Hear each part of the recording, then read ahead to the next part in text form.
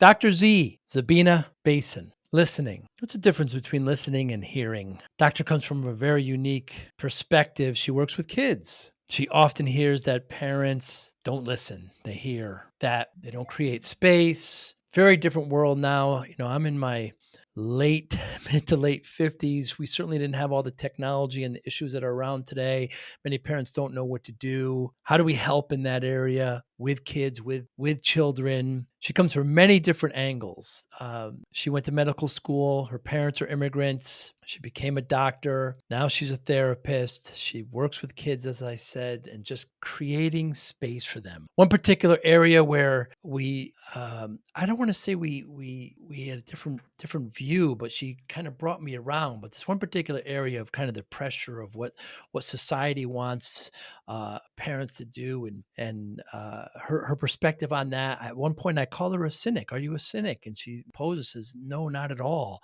But it's a great conversation, and just God, I love talking to people, especially with a different perspective of mine, and with just a different opinion, by the way, and listening. Great talking with Dr. Z. Thanks for listening and watching. Hi, I'm Joey Pinz, and here's my 45-second introduction. After starting my business in the 90s, I started developing poor habits of eating in my diet because of working way too much. Before you know it, I found myself 340 pounds. The doctor told me if I don't lose the weight, I'm not going to see my daughter graduate. Took the next 7 months, lost 130 pounds. People think there's some secret. Ask me, how'd you lose that weight? Like there's some secret. There is no secret. How'd I lose the weight? Just one word, discipline. I've had other successes in life, and I attribute them all to discipline. Now, I'm not the king of discipline, but I believe that it can help all of us. Friends, colleagues convinced me to start a podcast. The podcast mission? How do we better ourselves and society? I talk to interesting people in health, fitness, sport, wellness, business, technology, science, art, and culture. And I eventually ask them how discipline plays a role in their life. Podcast vision, growth through learning from others. No preparation needed because I'm asking you to be yourself. Dr. Z, thank you so much for your time today. How important or how valuable is astrology to you? Oh, to me? Yeah. So,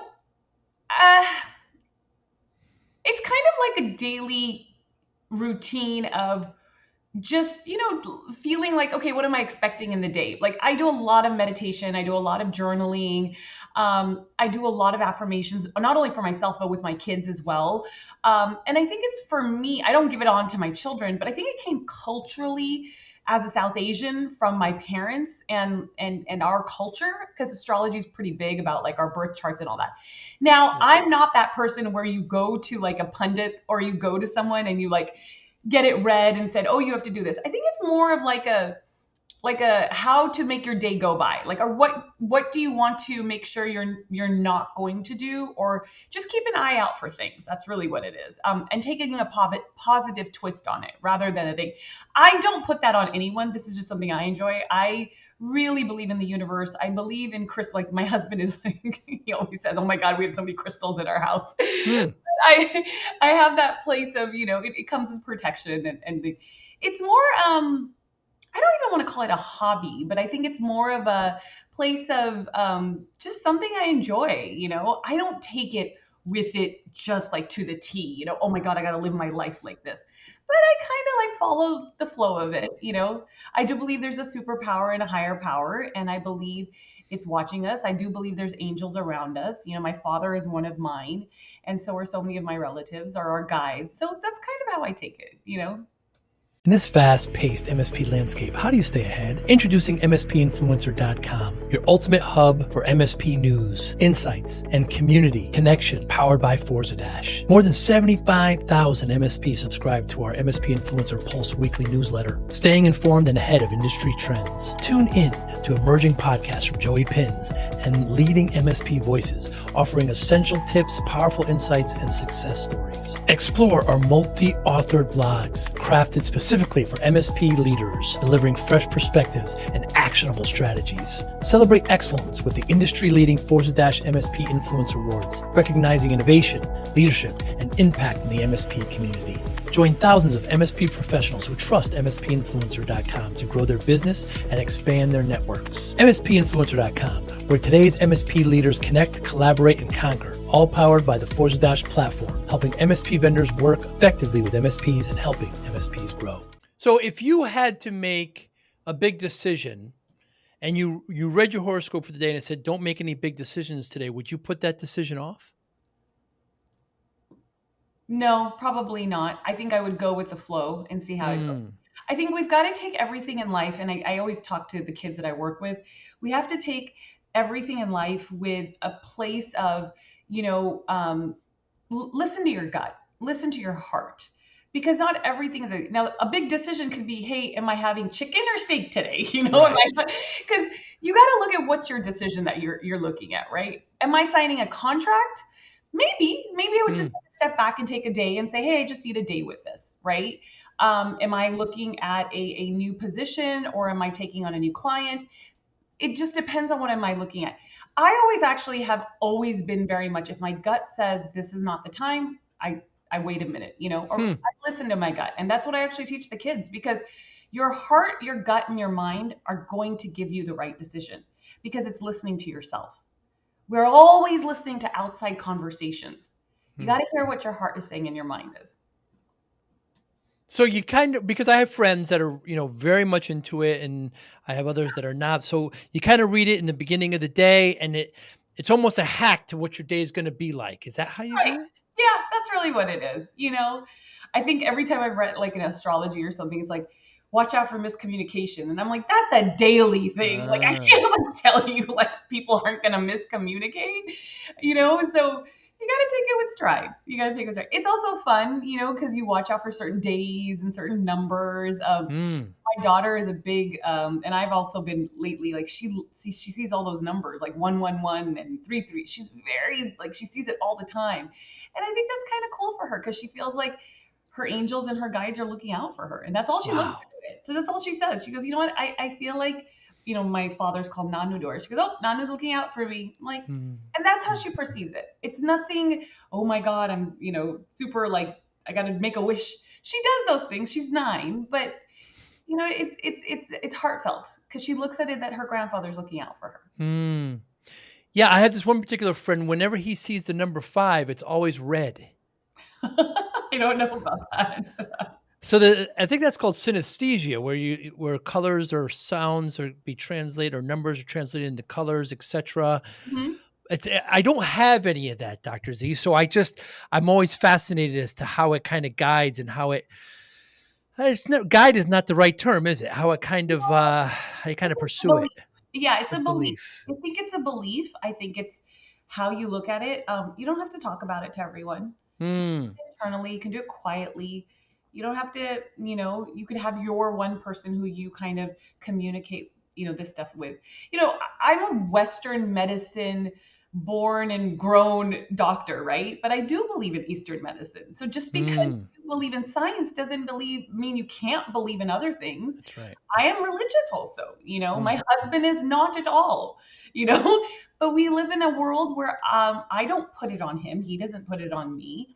And we're giving our kids the best of both worlds to make up their own decisions and what they want to do, which is, I think, what we should give the youth. The whole point is to guide our youth, not by telling them and putting on them exactly what we want.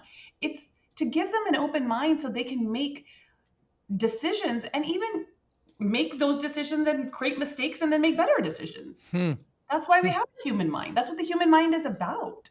So remember, medicine isn't just psychology. It's psychology, physiology, pathology. It's all mixed into one. You gotta look at all parts of it. So if you're looking at the metaphysical, it's part of the world too. It didn't disappear.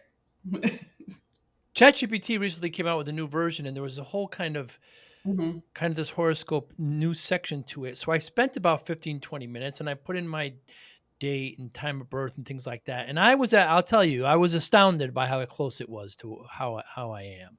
It was remarkable, actually. So I don't know if there's skeptics out there or not, doesn't really matter, but it's interesting. And I wonder if it's something I should look at. So you meditate every day. So part of your morning routine is meditation and looking at the horoscope. So my morning routine changes as life changes, but yes. but my general routine is to do meditation almost daily, if not 3 times a week. And then I'm trying to get back into like reading or listening to reading. We have a new Mm. puppy. So one of my goals is to get up in the morning and take him for a walk because we live in Los Angeles and it's super hot in the afternoons. Yeah. So, and then astrology is part of like, I'll have my chai and I'll sit down before the kids wake up and kind of read through a few of the things. I'm really big on affirmations. So I get up in the morning and first thing is like reading some affirmations, reading some things that just rise my day, giving my gratitude for a great night's sleep. I'm also trying to go to bed and give gratitude now. Also, it's really just for me to stay positive. You know, there's so much in the world that we deal with and so much that we watch and so much that we hear. And, you know, kids are sacred space and there's a Mm. lot of work we do with them. So it's a lot, you know, and you've got to have something to say, you know what, I'm looking forward to something. And that really is for me something that I do. Hmm.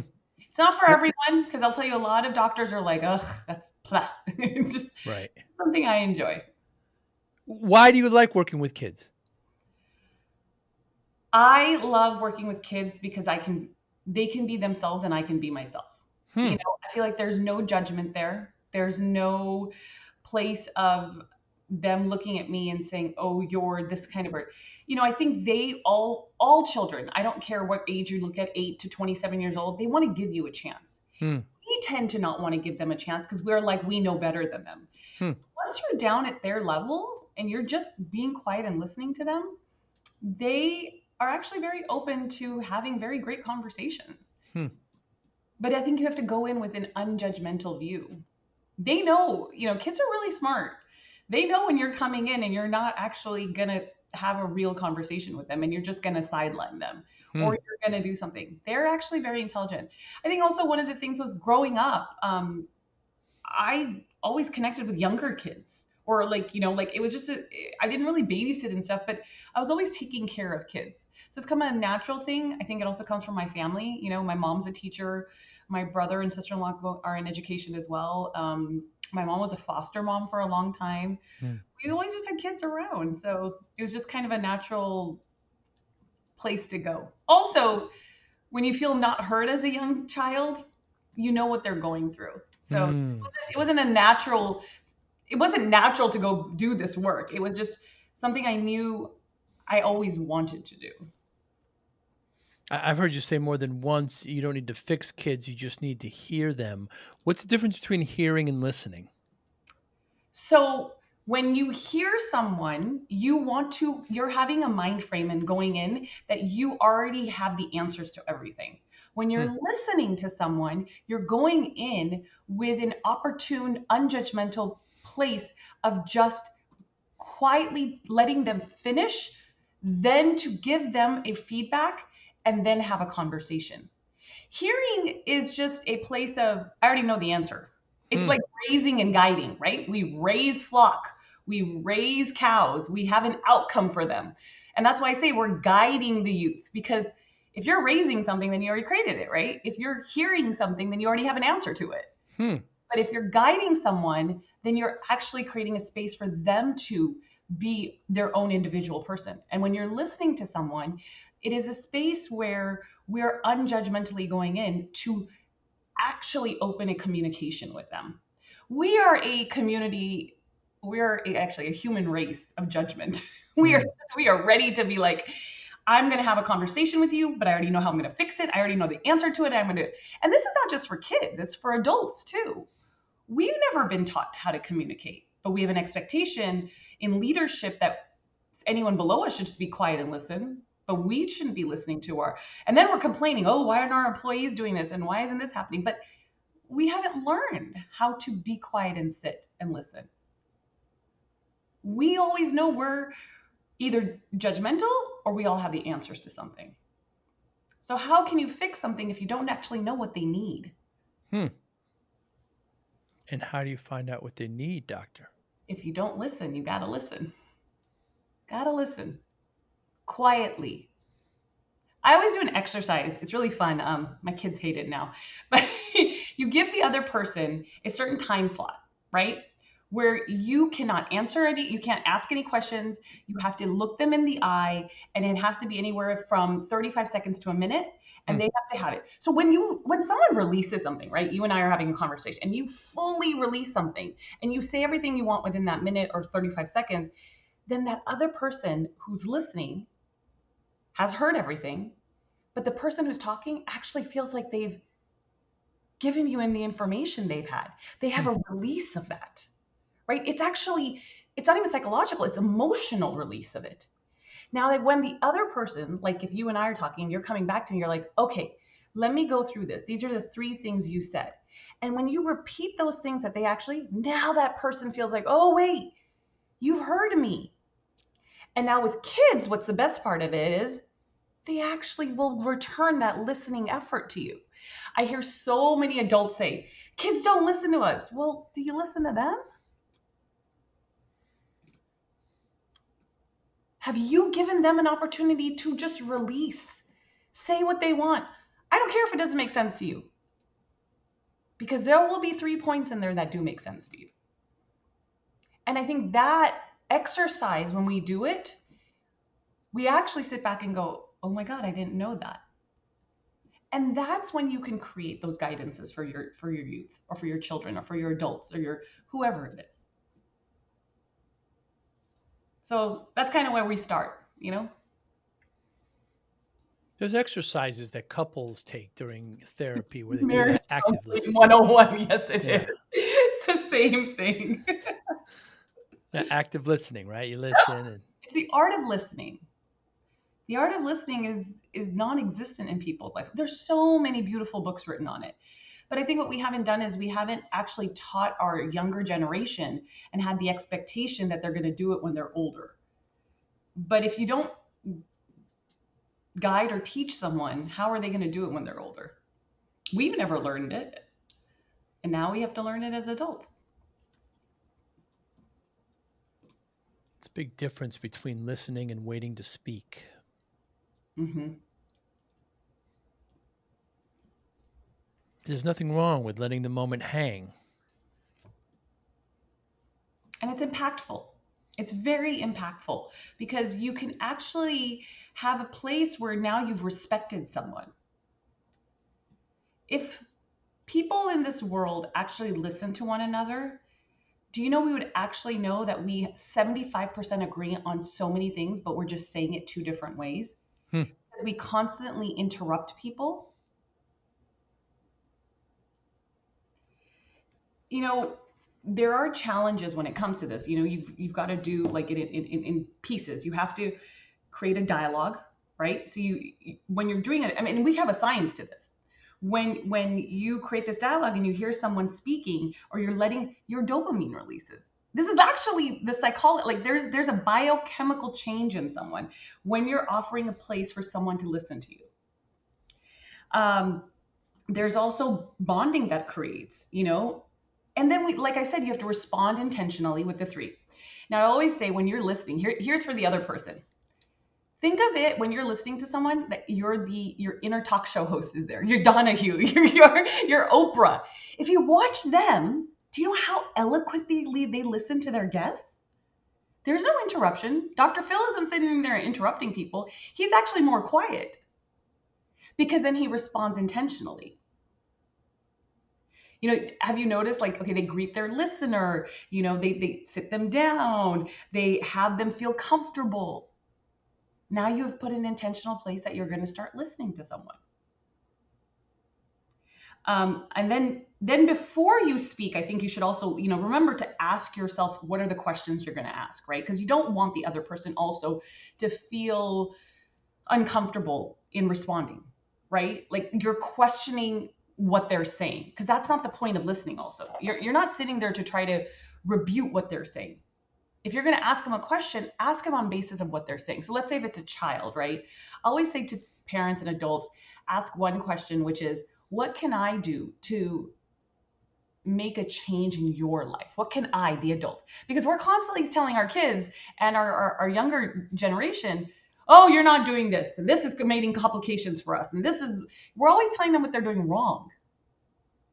So if we're having a listening conversation, let's start with, okay, so I hear you, but what can I do to help you make this change? What can I, the individual sitting with you who's listening to you?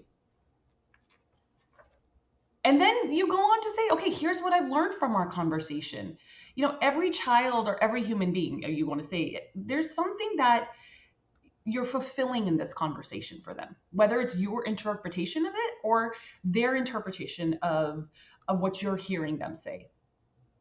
And then how do you make the conversation go from one place and to continue on? Because for the goal for the adult and the child, and we're talking about the adult and child at this point, is you want to keep communication flowing, right? Not just for that one time, but to keep going. And then for the adult and the adult is, how do we come to a common goal in this conversation? But then it goes back to my point. If we actually listened, 75% of us will actually agree on similar things that we have. I read an article once that I can't remember who it was. It was written by this amazing individual who does this communication dialogues. And he had a woman from the NRA and from, no guns in school type of person. And when they actually did this activity and they sat down, both women were like, we're actually saying the same thing, just in different ways. But they did the exercise to actually hear one another and not interrupt and not argue. And I have to say, one of the biggest problems we have is we've got to let go of ego. That's why some of these debates that I see now on YouTube, which are great, they're fantastic. No one's hearing one another. No one's listening to one another. It's just one over the other. I don't know if you've seen these new things. God, what are they called? They're on a YouTube where you have like a one person versus 15 individuals. It's on YouTube. I've seen it. Like Mehdi Hassan was on it. Like you'll have like one Republican with like 15 Democrats, or you'll have a doctor with anti-vaxxers. No one's hearing each other. Everyone's just trying to make their point. And kind of the joke of it is, well, who gets their point across better, quicker, and louder? That's not communication. Technically, I think that's argumentation, but I'm not anyone to devise that. Yeah, well, I would assert that's staged, and that's just that's not a way to communicate. What we're doing now, you and I, is talking one-on-one. 1 versus 15 is not constructive. It's going to lead into an argument. It's going to lead into, that's part of my team and raising fists and people digging in. I think that's just to kind of raise my opinion, but I just think that's but you do make a lot of sweeping generalizations that we don't listen, that we haven't done that. There are plenty of us that do. I think the outliers get a little bit more notice.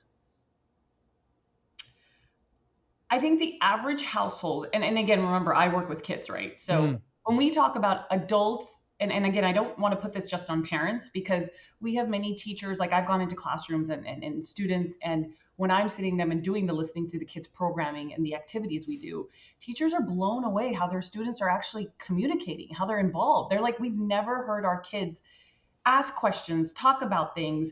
They've never heard that before. So I can't bring this conversation to adults because, again, it's very different when we have an adult to adult conversation, right? Like, I think you say majority of people listen. I'm going to disagree with that, because majority of the people, when you're having a conversation in the 1 minute, and it's actually been that it's always 4 to 5 times you will hear someone interrupting them within 1 minute span. But it's because we as a society have been taught to fix things. Have we?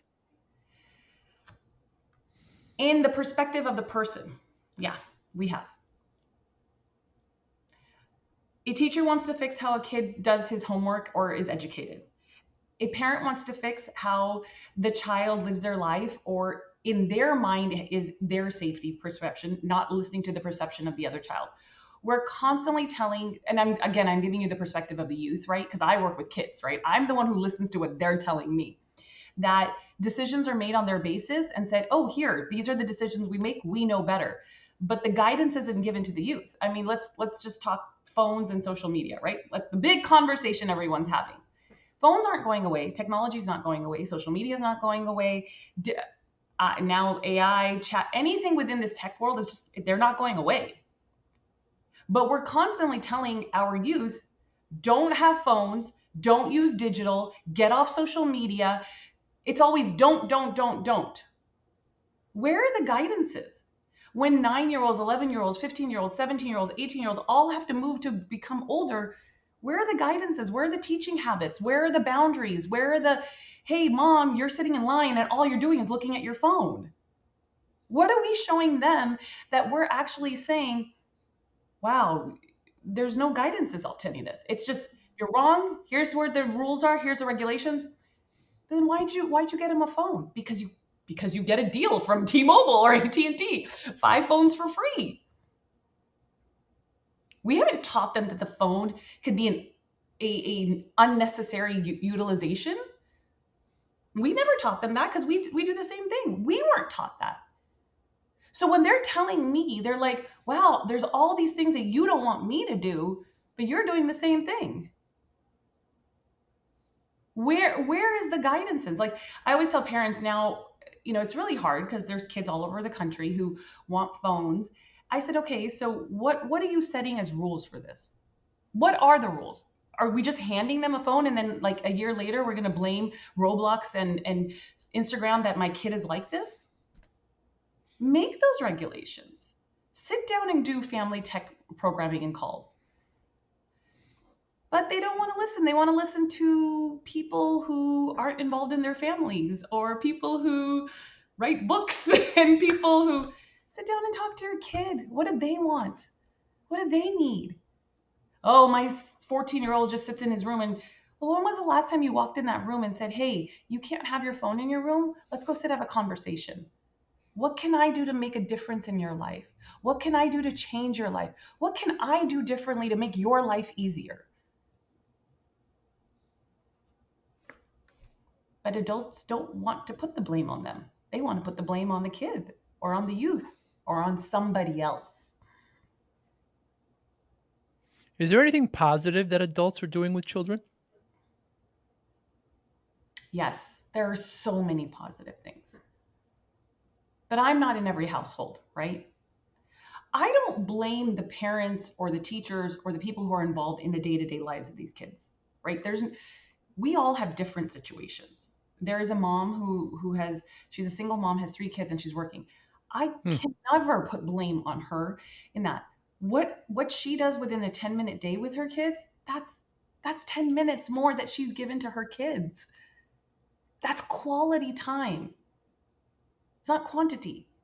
We all have different situations. We cannot. So one of the things is, are we providing for our kids? Are we giving them comfort? Are we giving them love? They need that too. I don't care if you have a 27-year-old. He will always, or she will always come back home for love. She will, if you have that loving, caring comfort for home, your child will always be coming back. If a teacher, if a coach, if an adult who is working with a kid. What I do think we are also doing positively is there is a lot of information out there.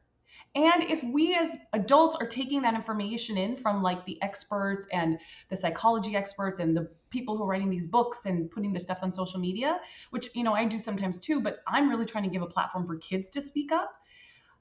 I think if you're listening to that, when you take it home and you're going to use it with your kid or you're going to use it in your classroom, make sure you're not generalizing that.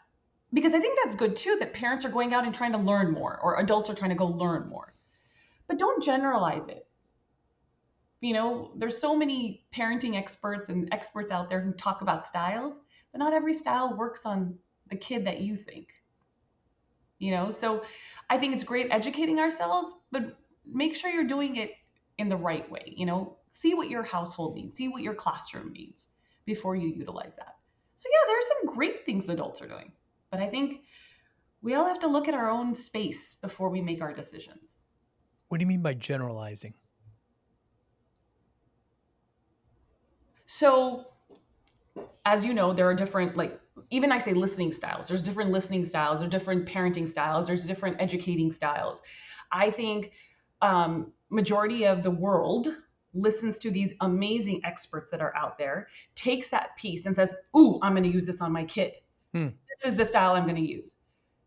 Do we actually know that's the style you need to work with? Or should we go home or go to our classrooms or go to our fields and go to our coaches? Because even I coach basketball. Each one of my players is different.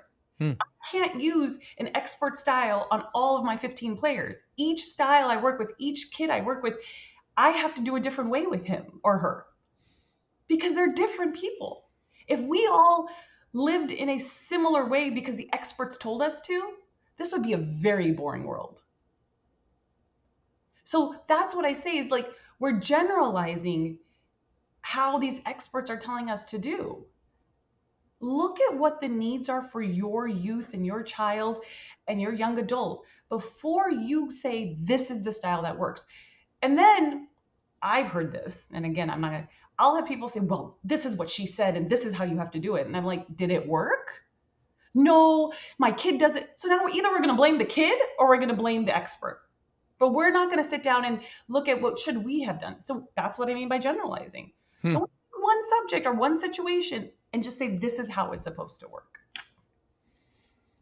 But doctor, just like your basketball analogy, there's still basics. You still need to know how to dribble. You still need to know how to bounce pants. You still need to know how to pick and roll. You still know, dribble with both hands, right? The foul shot. There's still fundamentals in basketball, and this should be the same with parenting, correct? No. No. No. I'm sorry.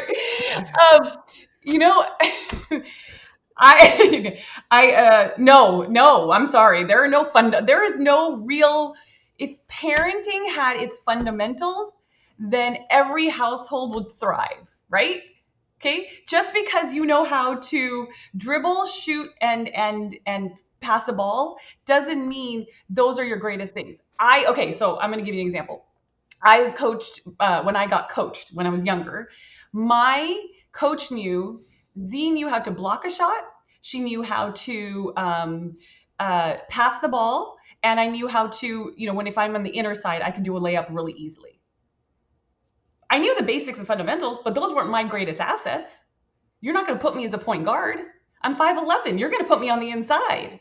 You're going to see what the greatest things are. Yeah, you want to make sure your children have they're healthy, they're taken care of, they're clothed, they have food on their table, they are protected in their safety. That's a normal, integral parenting emotional feeling, right? But because you want your child to be a doctor and they're not thriving in science, doesn't mean that's your fundamental right to do what you want them to do. Because I'm the coach and I'm like, girl, you can shoot. She's like, yeah, but I'm not good at it. But she's better at blocking. So I'm going to put her on the inside to block in my defense. And I'm going to put her on the outside to make sure she can get outside passes to get her in her team and do that alley-oop that she needs to do. So you got to watch what those things that are fundamentals are, but you also have to see that to develop that child, to grow that child, to give them all the things they need, you got to watch all of their greatest things. Like, I know my son specifically loves music. I come from not 1 ounce of creative background in my life. You couldn't tell me how to write a song, sing a song, or play an instrument. But I know that's what he loves. And when he's in a musically inclined space, he's thriving. So I'm not going to go push him to go do biology because he's not going to thrive there. But fundamentally, what I'm going to do is I'm going to make sure he's educated. I'm going to make sure he gets all the things he needs to thrive in what he loves to do. And I'm going to do my best to find the right things for him, along with emotionally supporting him and clothing him and feeding him and protecting him from bad things. That's the fundamentals.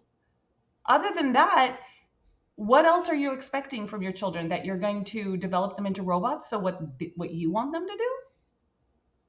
Or how you expect them to live their lives? Again, we're not raising anyone unless you want to create an outcome for them. We're guiding them. Hey, Joey Pinz here.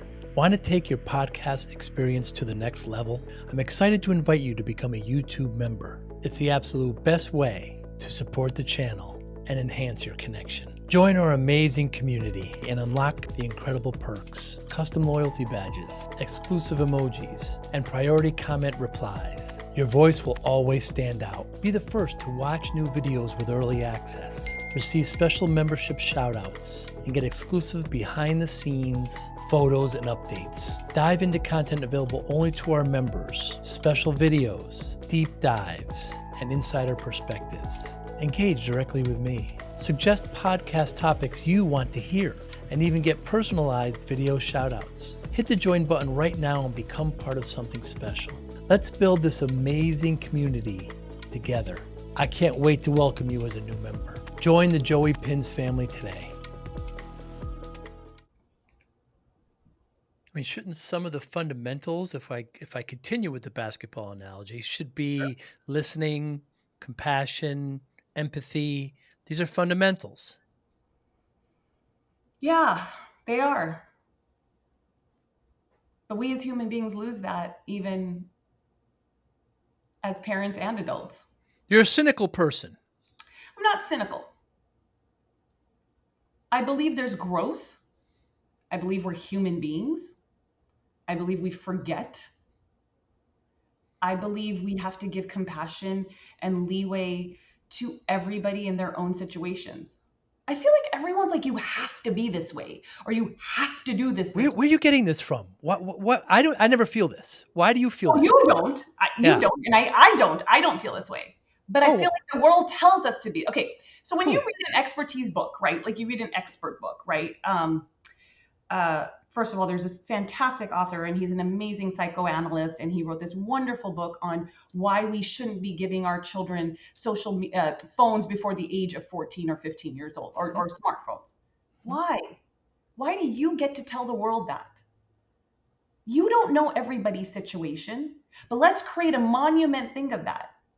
But when you go and talk to the kids and the youth in regards to, in certain families, they're like, I can't afford a flip phone because the flip phone's actually more expensive, and I need to get my child a phone because they're walking a distance from here to here. Again, I'm not saying put your children on. So I'm a fluent, like social media, you should not have them on until they're 17 years old because the brain isn't fully developed, that they can't understand these algorithms. I can't understand, and I'm 47. I think we're constantly telling people what to do, and people are not using their own brains to understand what to do. Read it, educate yourselves. But you don't have to follow it to a T. We're not a cult. We're human beings. Use what knowledge you can to develop your own situation. That's all I'm saying. It's not cynical. It's educating. And don't, we say this in Punjabi. I'm Punjabi. So we don't topify it, which means we don't push it into the thing saying this is the way and this is the only way it goes. There can be a fluctuation. But find your own fluctuation. Hard for me to meet you there. Just because an author says that they have a particular opinion about when children should get a phone doesn't mean it's pressure and everybody has to adhere to it. They're going to give some cases where that's the case, and this is an author's opinion. The idea that everybody's telling you, or he's demanding, or she's demanding it, I just see that very, very differently. So I love you for saying that because that's how it should be. But what's happened is people write books and state laws are created behind them now. So one expert writes this one book, and now the whole state is like, nope, because this guy said it and this is the right way to do it, we're going to do it. Give me an example of that. I don't want to name names because I have such respect for anybody, but the book that was specifically written, the state of Arkansas put that into writing and the governor said, based off this book is why it's into law. Wow. So it's not one. It's not. It's happening, and I'm seeing more and more of it. So we're not only dictating towards adults, we're now dictating to the youth that this is how you have to live. So I do agree with you 1,000%. Like I don't believe that, but we use our minds, right? We use our minds. You and I probably read so many books, right? But we're educating ourselves to see how we could utilize these fantastic things these people have written in the perspective of our own lives, right? But that's not what's happening. The world today is saying, here's the book, here's the expert, and we're going to blow them up into it's not a momentum. What is the word I'm looking for? Like we're going to blow this movement. This is going to be the movement now. What happened to okay, let's have a conversation. Let's talk to them. Let's bring the experts in and sit down and have these conversations. Again, I'm not saying anything they're saying is incorrect. I'm Mm, just saying, let's individualize our own homes to what they're saying and bring in the best parts of it. It's mm. like the same thing. I don't know if you remember your parents used to say this. Always learn the good things from people, not the bad things, right? I've heard it. Right. I'm not saying any of this is bad, but take what you're reading or hearing or utilizing in the best ways. Sometimes when I meet people, they'll say something, like I heard of you, and I'll say, well, you've heard good and you've heard bad. I want you to believe both. So Yeah. here's the other thing. So my parents are immigrants like yours, Mhm. and my father uh, in Italy during World War II, he got his first pair of shoes when he was 12. Mhm. Okay. His father, after the war, won the lottery and he went to Argentina to build a farm. So he wasn't around. My father has very different perspective on parenting than others. So when he came here to the States, met my mother in New York City from Nova Scotia, they had me. And again, his perception of parenting is very different. So I'm not saying it's bad or good, it's just different. So he tried to be the best he could and he did a good job. But I think parents are just put in this position where they're doing the best they can. And this is what I grew up with. This is here. This is now this whole generation has something that's very different that I'm unused to. We don't know how to deal with it. I don't realize that I have to train them on how to use the phone or train them on how to do these things. They're doing the best they can. Thoughts? No, I totally agree with that. My parents were in the same situation. So Yeah. my dad was an immigrant. He came here when he was 18 years old. He came also from a very low socioeconomic class in South Asia. He worked his way to get a scholarship and come to college out here. Cool. Came back, married my mom. They came from very different upbringings. Both of them did. I can tell you, my husband and I don't agree. And I'm Mm, born and raised Southern California girl, and my husband's from the East Coast. He was raised a very different way. I was raised a very different way. So we both don't. But I think one of the things that we say is, and he says this all the time, we're doing the best that we can. But mm, what we are changing is what my parents didn't do is communication with us. mm, So I think that's why the work that I do in the art of listening and listening to the kids is, again, I'm just giving you a perspective. I'm giving you some thoughts. I'm going to, when I write the book, I'm giving you my guidances, right? mm, On the stories I've heard, because I'm not writing a self help book. I'm giving you the stories that I've heard from kids across the country or across the globe, actually, on their different perspectives.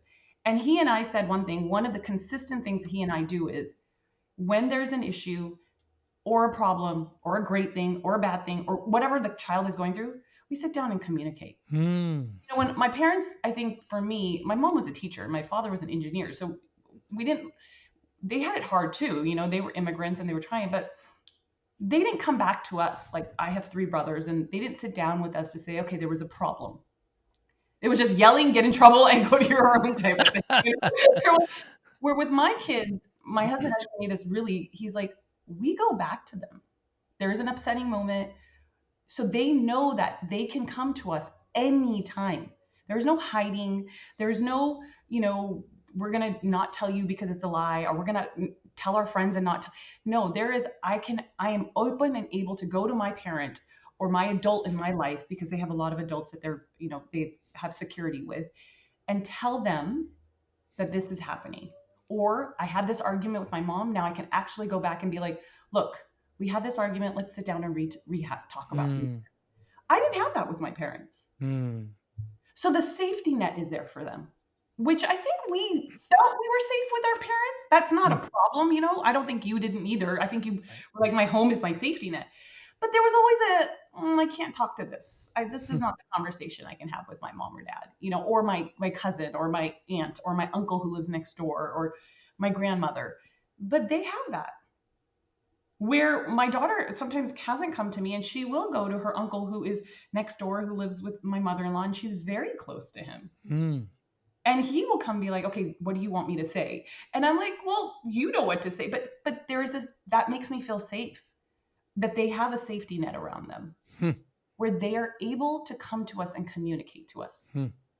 And I think that was the difference. Like, if we're asking for a specific difference, again, did my parents not do a great job? I mean, I'm here. I'm doing pretty good. Yes, You you are. know, so I think you're doing fantastic. Your parents did a fantastic job. But there are a lot of homes where they don't have that. Mm, I think the parents are doing the best they can. mm, But that's why I always say you don't need an hour a day. You don't need only dinner time. You don't need mm, only in the morning. When you find those 10 minutes, spend those 10 minutes hmm, quietly, unjudgmentally, without technology, and just listen. mm. It may not happen the first time, may not even happen the second time. But if you consistently go back to doing something, you will find that time with them and they will have more of an open conversation with you. Yeah, I agree with you, doctor. And there's just in certainly here in the States, there's just people are dealing with so much Yeah. stress and things like that. I have found, and this is purely anecdotal, but my friends, colleagues, people that I talk who get stuck in one or more of three ways. The first being trying to control things they can't control, spending a lot of time on that. Second is kind of holding off on happiness. I hear I'll Yeah. be happy when I get the raise or when I lose the weight or if this person treats me this way. And lastly, just kind of living in the past. I'm this way because this happened to me and I'm stuck this way. What are your thoughts about those 3 points? First of all, I totally agree with you. I'm going to tell you, as a therapist, that's consistently what we always hear. You know, Mm, trying to keep control over what you had. Happiness is equal to some sort of success, right? Like they can't, without success, they don't have the happiness. And I think the third thing you said was living in the living in the past. past, right? Okay, so I'm going to just use this on myself because obviously I don't want to talk about anybody else's situation. But so I lived like that for a long time. Mm, Here's the thing, that's what I saw. That's what hmm, I was shown. Like my parents were like, okay, we can control this. Now I have to make sure, with me, it was education, right? I was dyslexic. My mom could not grasp the fact that I could not read and write till seventh grade. mm, In her mind, I was the biggest failure. I was her mm, failure. mm, And dyslexia had nothing to do with her. Right now, I didn't conceptualize that till I was older, right? I was just called dumb and I didn't want to study. But mm, no one even realized that I had a disability till mm, my seventh grade teacher. But she wanted to control it. She wanted to put me in classes and Kumon and reading and this, but nothing was helping. hmm, So it was that control she wanted to put. Like, how do I control this to make this better? mm, And then she would tell me, oh, if you, and obviously I went into a depression as a child and I went into all these things because I didn't understand what was happening. mm, And then she's like, well, if you get good grades and you're doing amazing at school, you'll have more friends. So my happiness is dependent upon that. mm, And then living in the past, obviously we all have a past and something's happening. As I grew older, the success that I had, I never looked at that as, wow, I went to med school at 18. I, I became a child and adolescent psychiatrist. I ran multiple large hospitals throughout Southern California as an hmm, executive. I created a whole physician DEI program in huge hospitals before it was anything like that. mm, I built a toy business on my own. yeah. I now have launched this amazing program across country and are now going across the globe. But in my past, it was like, oh, I'm not making this amount of money. I'm not doing this. But that all Mm, came from what I learned, right? So now I got to unlearn that, right? So when we say individuals do that, it's because it's a learned thing. It's not innate mm, in them. And that's why when I work with the kids, I try to let go of that for them. hmm, How do you do that? There's the question. Sit down and listen to them so you actually know what these three things are that they're trying to do. mm, If you don't hear quietly and listening to what these people are saying, you're never going to know how to help them through these three things, especially your kids, because children will mimic you. Every adult they're close to, I don't care if it's just a parent, till they're 27 years old. hmm, And if we want them to grow to be these amazing, empathetic, wonderful human beings, then you got to start hearing them as soon as you can. I say always 8 years old or 5 years old, but if you're not there yet, even at 15 and 16 and 17, start now. Start hearing so you can grasp these three things to change it for them or guide them, Not you change it, but let them change it, But I totally agree with you. But these are learned things. You said 27 years. Was that arbitrary? No, 27 is actually when the brain is fully developed. So I always say, you are a kid till your brain is fully developed. Fascinating. Girls and boys, men and women? Yeah. Wow. I got to say, between 25 and 27, biologically, they say, anatomically, it's 27. My daughters are in their early 20s, and to this day, around New Year's, I always ask them, what can I work on this year to be a better father? When does parenting end? If you ask my mom, she says never. Mm. I don't think you can ever stop being a parent if you are truly in that world. If that's your, I think you can release certain, I feel like you can release it as early as 8 years old if you give them some navigation and some guidances. But I don't think you ever stop caring for your kids. A parent is always going to love and care for their children. That's not going to end. What is the definition of a parent? Right? If I have my nephews, my older brother's kids, I think he's 27 now.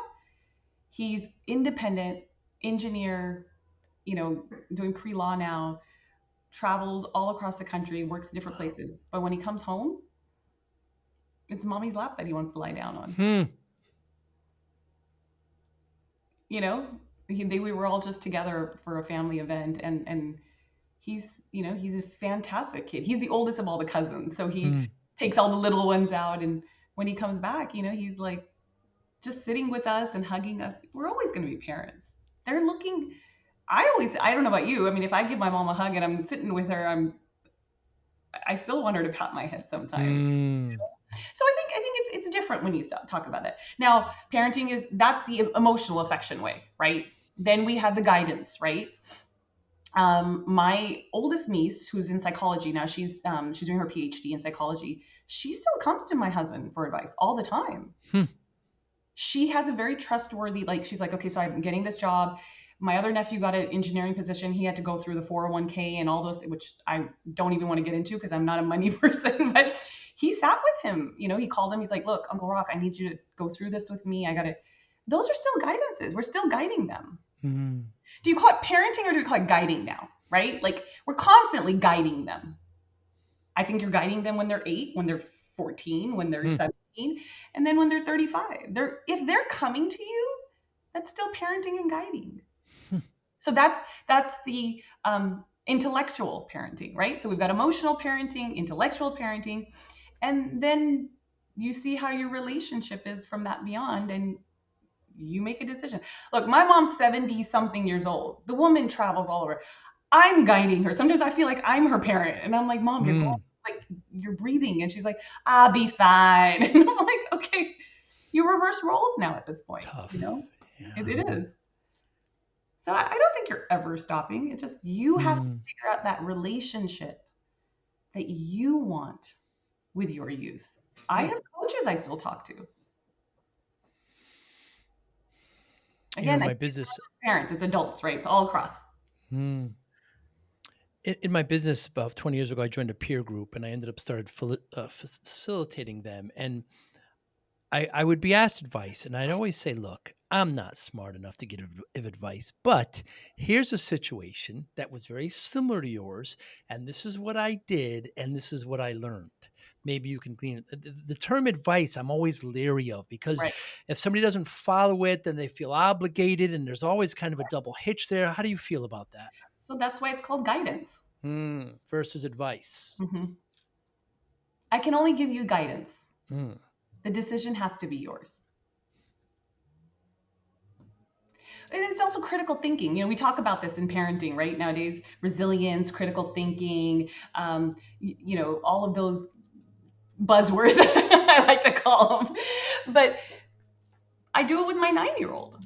I said, look, Imara, I can tell you all these things and give you all these scenarios, but the decision has to be yours. Right. I don't want her to be 15 and being like, oh my God, Mom, what do I do? Hmm.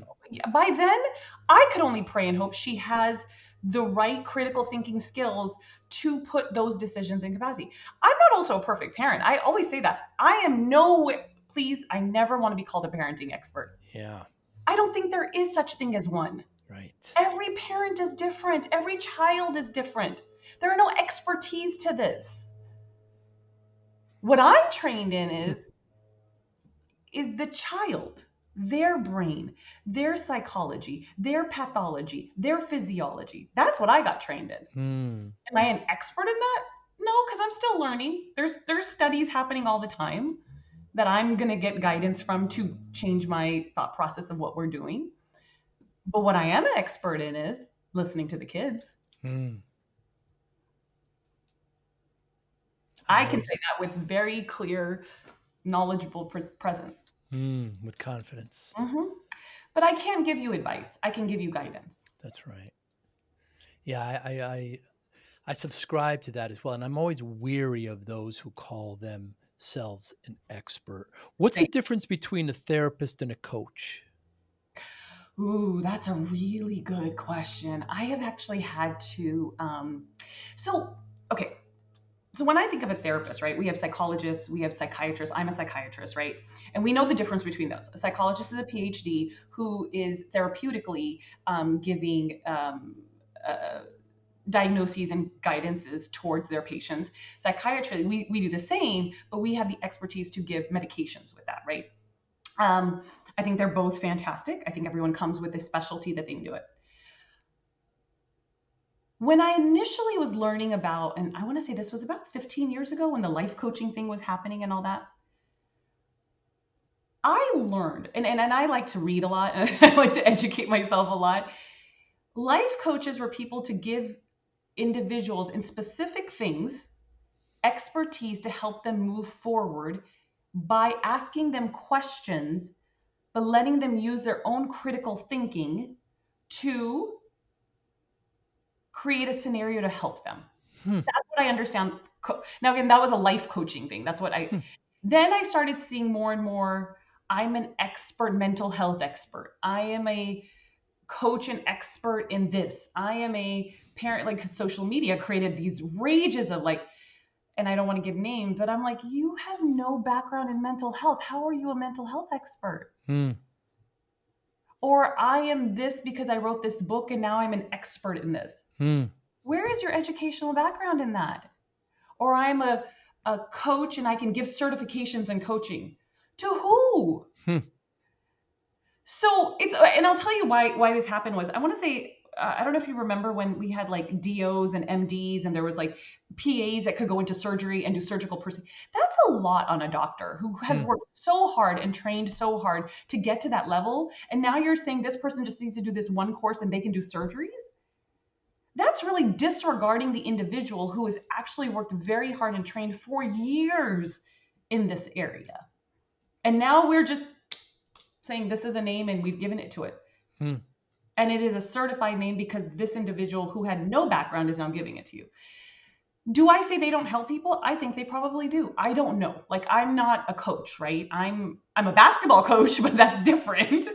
um, don't call me Pat Riley. Hell no, I'm not Pat Riley or Magic Johnson. I mean, I'd love to be one, but Sure. I'm just a girls coach, or young little boys. I just coach them in basketball. My daughter says, Mom, you should teach me, and you're this expert. I'm like, I am no expert in Hmm. basketball. I'm like, do not call me that. But a coach also has a place in the individual's heart Hmm. that has helped them grow.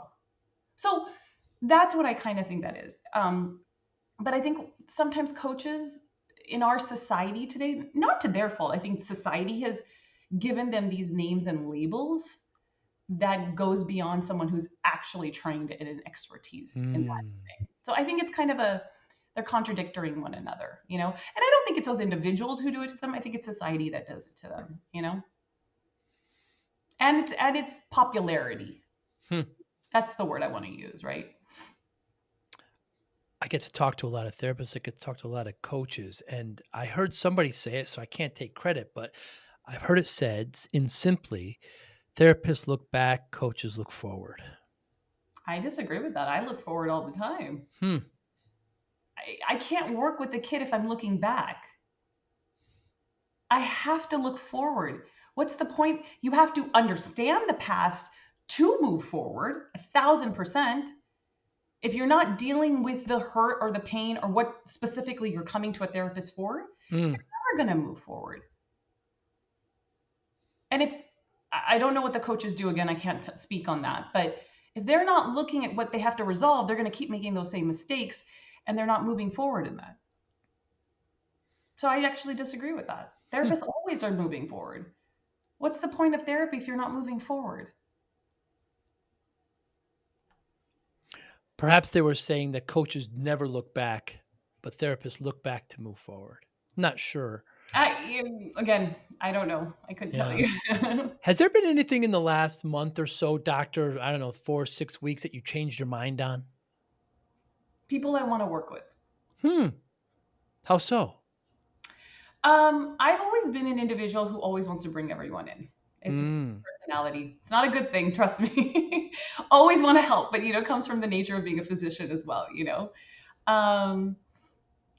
I think I'm a giver. I'm very much of a giver. That's just the personality. It's not, again, not good or bad, but it could hurt you in the end. And I think I personally always feel like if I bring someone in, it's going to uplift the work that I'm doing, but I don't give myself enough credit to say I can do the work on my own.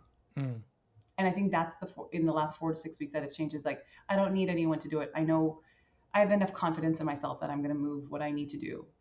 And I don't need anyone riding my what is it when riding your tailboat? Riding your coattails. Riding your coattails. That's the way. I'm not really good at these things. My husband's always like, "Oh my God, don't say them in public. You don't know what you're saying." I'm like, "Yeah, I know, but I know what I want to say." Yeah, I think that's a very big phenomenon for me. And I'm also trying to teach or guide my kids in that same way. Is that you don't need everybody around you, and you don't need to be everybody's friend. You can be kind and empathetic to everyone, but make sure you're looking at yourself to create your growth. You don't need someone else to help you create your growth. Good for you. So doctor, I started my business in the 90s. I'm from the Northeast, you could probably tell. And and I was working way too hard, and it was in my 20s, and I was not paying attention to my health, and staying up late at night, 14, 16-hour days. You're no stranger to this, but eating very poorly. And I'm in front of the doctor. She tells me I'm at 340 pounds. So I had gained an incredible amount of weight, barely didn't recognize it. And she says to me, if you don't lose this weight, you're not going to see your daughter graduate. My daughter was just born.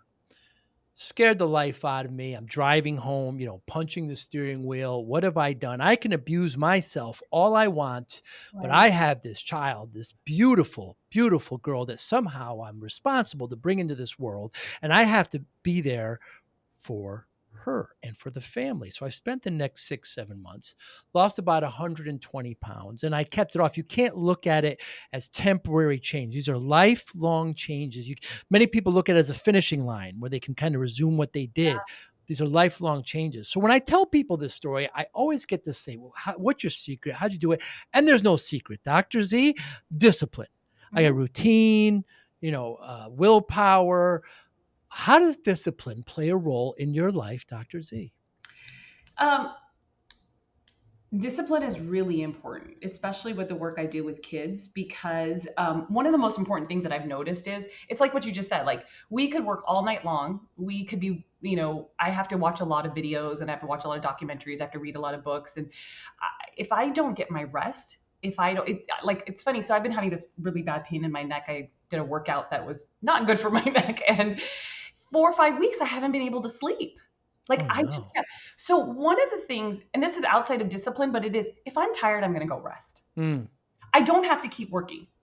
So yesterday, specifically, I went to the chiropractor. I got my scraping done, and I was exhausted. And I came home, and it was the day before the last day of summer, because I told the kids, hey, go play, do your thing. I will make your bags, and we'll do it in a minute. I'm going to go take a nap, and I'm going to rest. So for me, the biggest discipline is resting my body. That's number one. Listening to my body, letting my body tell me, I'm hungry, I'm going to go eat. I don't have to starve myself, or I'm tired, I'm going to go rest.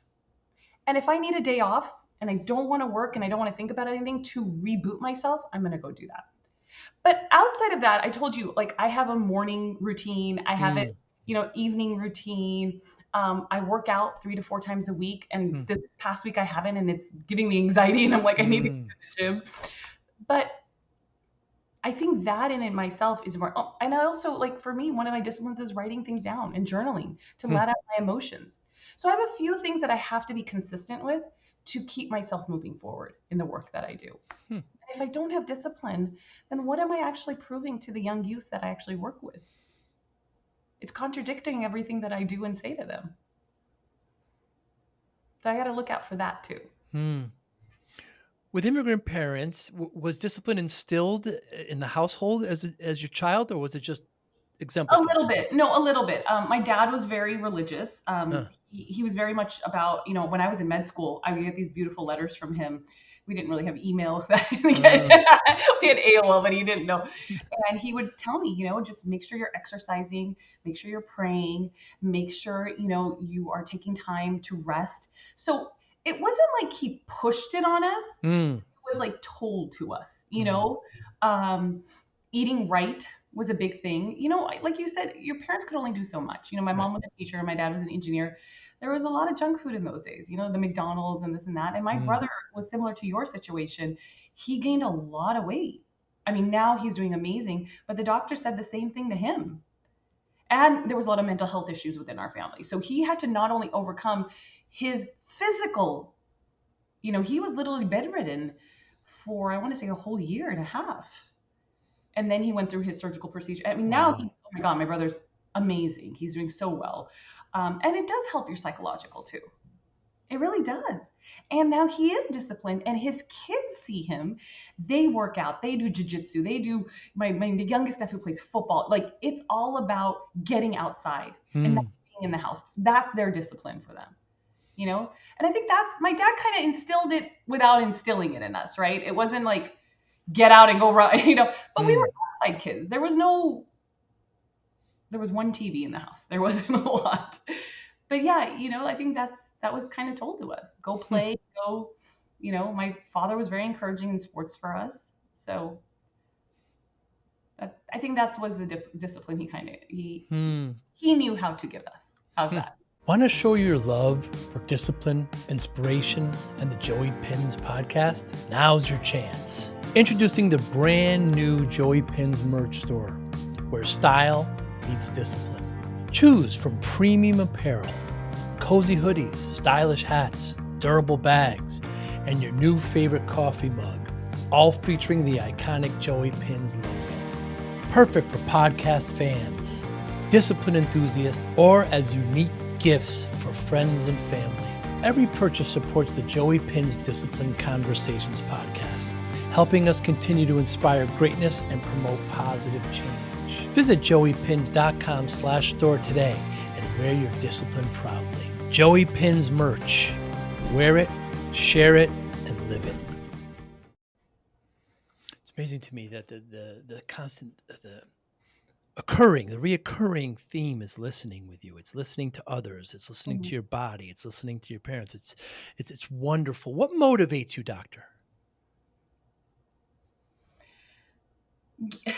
A voice for the kids. I think if we go back to my past, and we talk about that, I think I didn't have the voice that I either wanted to have or was given to have. Hmm. I think our youth has such a voice, and I'm tired of them saying, we don't want this world that you're creating for us. Hmm. So then I keep asking, what do you want? Because you know what? We've lived our lives.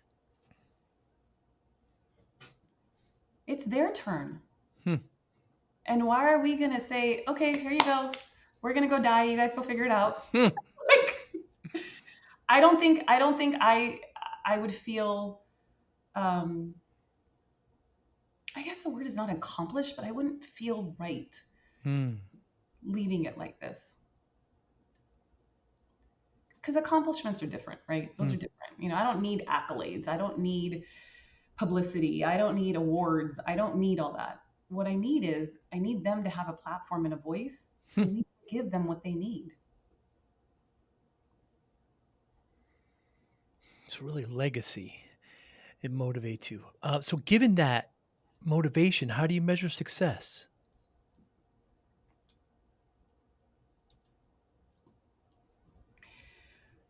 That's a really good question.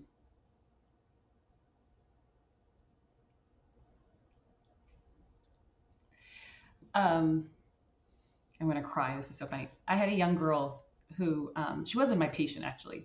She was my daughter dances and she was at one of her studios and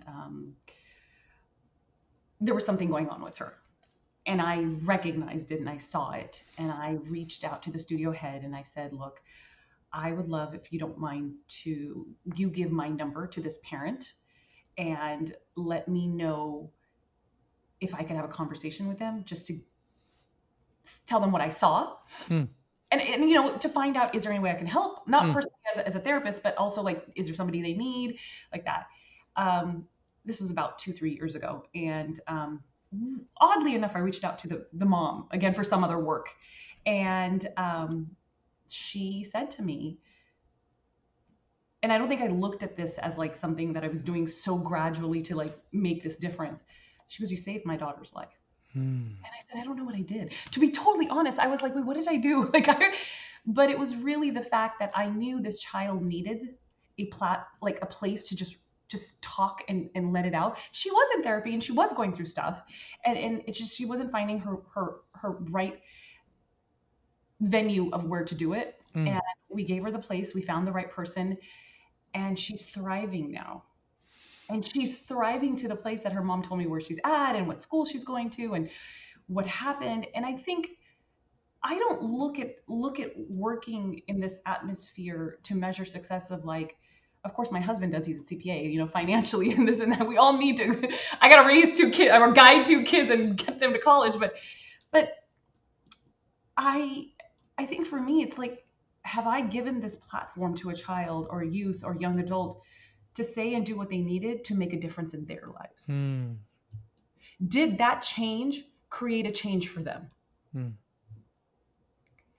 And I think if I could do that globally to give kids a platform or youth a platform where I'm just here to absorb everything you're saying and then take those absorptions and create them into the right guidances for the adults, and being that intergenerational interpret I can't even say it today, the intergenerational, you know, voice for both generations or multiple generations, then I think I've accomplished what I wanted to. And if that's measured into whatever the world looks as a success, then that's success.